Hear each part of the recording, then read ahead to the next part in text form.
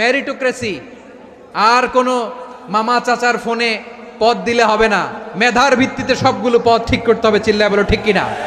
প্রিয় দর্শক, এখন দেখাবো আপনাদেরকে চট্টগ্রাম ঐতিহ্যবাহী প্রেয়ার মাঠে মরহুম দেলোয়ার হোসেন সাইদি সাহেব ওয়াজ করতেন। দীর্ঘ 30 বছর যাবৎ ওয়াজ করে আসছেন।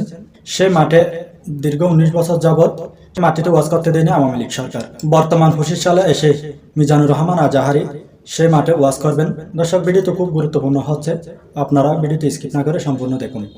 চট্টগ্রামে আগামী সোমবার শুরু হচ্ছে 5 দিন ব্যাপী ঐতিহাসিক তাফসিরুল কোরআন মাহফিল। ইসলামী সমাজ কল্যাণ পরিষদের আয়োজনে নগরীর চকবাজার প্যারেড ময়দানে এই মাহফিলে প্রধান আলোচক থাকবেন জনপ্রিয় ইসলামী বক্তা ডক্টর মিজানুর রহমান আজহারি।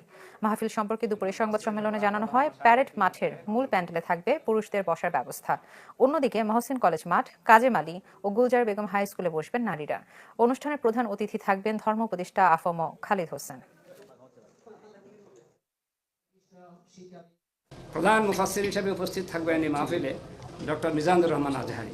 তিনি থাকবেন শেষ দিন জুমাবার। আর আমাদের এই অনুষ্ঠান মালায় প্রধান অতিথির আসন অলঙ্কৃত করবেন আমাদের মাননীয় উপদেষ্টা ধর্ম মন্ত্রণালয় গণপ্রজাতন্ত্রী বাংলাদেশ সরকারের ডক্টর আফম খালিদ হোসেন।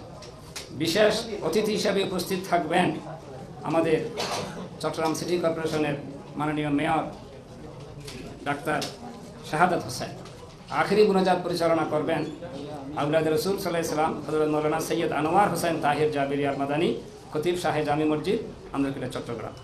এই এরিয়ার সর্বত্র আমরা যথাসম্ভব যদ্দূর মাইক ব্যবস্থা হলে সবখান থেকে মানুষেরা শুনতে পারবে সেইভাবে আমরা মাইকের অ্যারেঞ্জমেন্ট রাখতেছি।